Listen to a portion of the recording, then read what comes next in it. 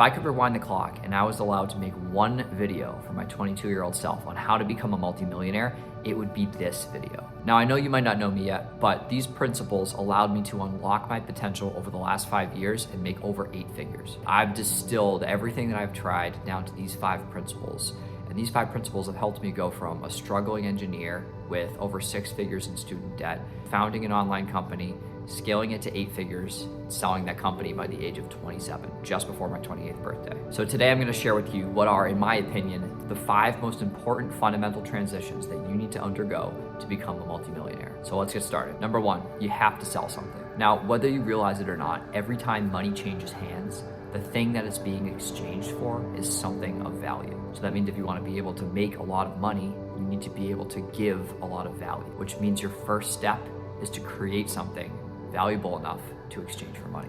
And if you don't have something that's valuable enough to exchange for money, that is your first order of business. You should be obsessed with creating as much value as possible, whether it's your time, the information or skills that you possess, something you've created, something you bought for cheaper. Everyone on the planet who makes money in any way does it by exchanging it for something of value. The higher the value, the greater your income. Now, I know this is not groundbreaking at all, but once you start thinking about money in this way, you've unlocked the correct mindset in order to scale your income. High value plus high distribution equals high income.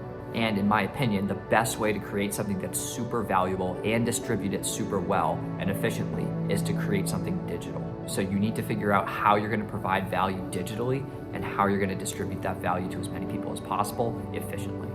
Principle number 2 is to start getting selfish. Now, before you get all upset, being selfish does not have to be about making other people feel bad or about abandoning other people. The most important thing to realize, guys, is that when you're first starting out, and throughout your entire career, nobody is ever gonna care about your success as much as you care about your success. People want you to do well, they just don't want you to be doing better than them. People are always gonna give you their support, or typically gonna give you their support, but they're not gonna go out of their way to help you get further. For this reason, you need to be selfish. You need to be the person that's consistently moving the needle higher and higher in the direction that you wanna be going in. You cannot be at the wheel of your own success and also be at the wheel of someone else's success. Now, when I say getting selfish, I don't mean cutting off your friends. I hate when people preach that you need to cut off all your friends. Like, your friends are your friends. And as long as they're not holding you back from where you wanna be, you don't need to just abandon your entire friend group and start cutting people off for the sake of cutting them off. My friends do not all do the same thing as me. In fact, very few of them actually do the same thing that I do in terms of work. They all do their own things. They're all successful in their own ways. And I'm not just gonna cut them off for the sake of cutting them off because they don't do what I'm doing or their priorities aren't aligned with my priorities. We can all do our work during work time and then hang out and have fun during fun time and then go back to our respective places and do what we do. So don't cut someone off unless they're actively dragging you away from your goals. This is gonna be a recipe for just making yourself miserable. Now, when I say get selfish, what I really mean is in the way that you spend your time. Now, I'm all for giving back and helping people on their way, and that's one of the biggest reasons that I started this channel. But when you're first starting out, you owe it to yourself and yourself only to focus on your success.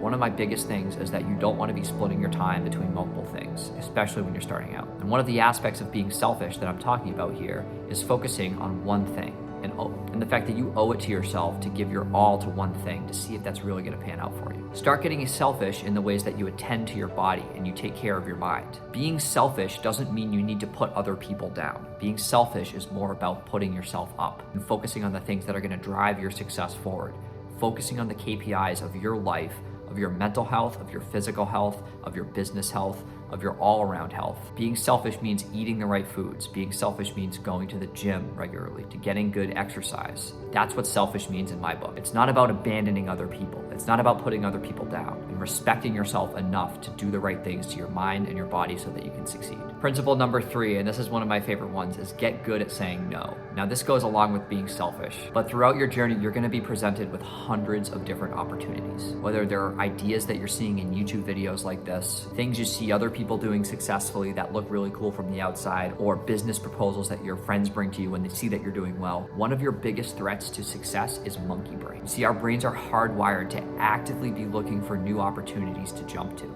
Especially with social media, man. If your algorithms are anything like mine, you see people making money in crazy new ways every single day. And literally, it seems like there's a new shiny object in my feed every time I open up my phone. Let me put it this way. I've seen legitimate geniuses stay in the same spot for 3 years just because they're trying to focus on 4 or 5 different things at once. And I've also seen average Joes explode their business from just focusing on one thing. I'm sure you've heard the phrase, the grass is always greener on the other side. Well, that applies particularly to business, and particularly in today's day and age where there's a million different things that you could be doing, especially in the way that we perceive the potential in all of these other opportunities that we're seeing. From the outside looking in, these opportunities are made to look extremely enticing by the people that are doing them. But in reality, every single opportunity is gonna have its challenges and its difficulties. I promise you, you are not gonna find one opportunity that's just magically easier than all the rest. But some other opportunities might actually be legit. But this concept of no still applies. Just because something is an opportunity, it doesn't mean that you need to do it. They all take time and they all take their own focus. So it's best for you to stay in one lane and do one thing that you focus on. If you're selling something digital, I'm telling you, one product, one platform is all you need to get to $5 million a year. You're so much better off biting off a little bit less than you can chew and doing that extremely, extremely well than biting off maybe more than you can chew and just crashing and burning on all fronts. So being able to say no and actually saying no is an extremely important mindset shift that you need to deploy in order to get to where you want to be. Another thing to note is that being able to say no means that you have to be really confident in your current path. Some of you, and I was totally here too, are still unsure whether the path that you're currently on is going to be the path that's going to get you to where you want to be. And that's 100% okay. I tried so many different things before I got my momentum. But my advice to you is only say yes to one thing at a time. You're never going to truly discover if one opportunity is right for you if you're trying to juggle it with 4 or 5 other things. So get used to saying no. Principle number 4 is that time is your base currency. Now, I talked a lot about providing value and coming up with something of value that you can exchange for money. If you don't have anything of value right now, time is your most valuable asset. Now, when I say time, I mean spending your time making as much money as you need to live and using the spare time to acquire a high income skill. Copywriting, content creation, trading, sales, ads, funnels, coding, so many more digital skills that are huge, huge high income skills. Pick one that you like, focus on mastering it. And I promise you, once you master that skill, so many opportunities are gonna open up for you. This is what I mean by making yourself valuable. If you're not valuable yet, use your time to develop a high income skill. A high income skill is the most valuable asset you're ever gonna have, and no one will ever be able to take it away from you. I have the same 24 hours in my day as do you, as does Jeff Bezos, as does Elon Musk. Every single person wakes up with the same 24 hours. If you start thinking of this time as investments that you can make into your skills, that's the best way to conceptualize this. The last principle that I have for you, and this is super, super, super important, is that you need to stop trying to save every single penny.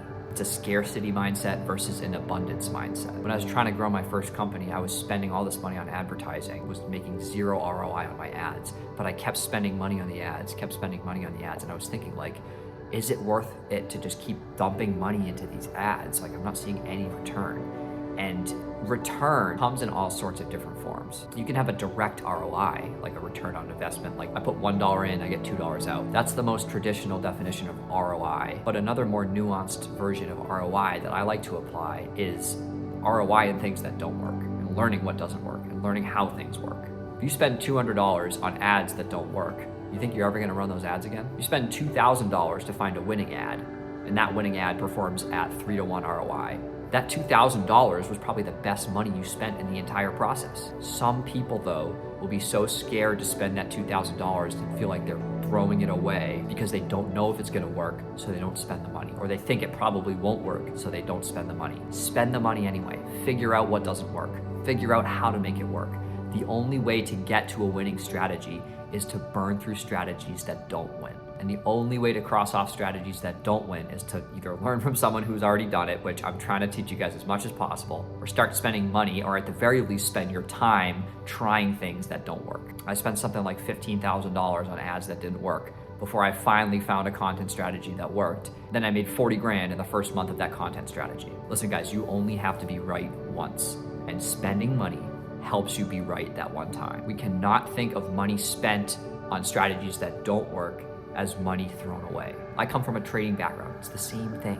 If you take 10 losing trades and lose $1,000, it's not like you blew $1,000. you spent $1,000 learning what not to do. And if you're saying, well, I can just learn from someone who's teaching, my response is that, yeah, you can definitely avoid a lot of mistakes listening to someone like me who has experience doing this. But in reality, in order for you to learn through experience, you need to iterate, and it's impossible to do that if you're trying to save every single dollar. So in my opinion, these are the 5 most fundamental transformations that you need to undergo in order to become a multimillionaire. Now, these strategies apply on different levels, but if you can try and deploy these 5 transformations, I promise you, you're gonna move a lot faster and a lot more efficiently. If you wanna become a multimillionaire, especially in today's economy, especially in the digital world, these are 5 essential principles that will help transform the way you look at wealth creation. So if this was valuable for you, please hit the thumbs up button, like the video, subscribe to my channel if you haven't already, and I'll see you guys in the next video.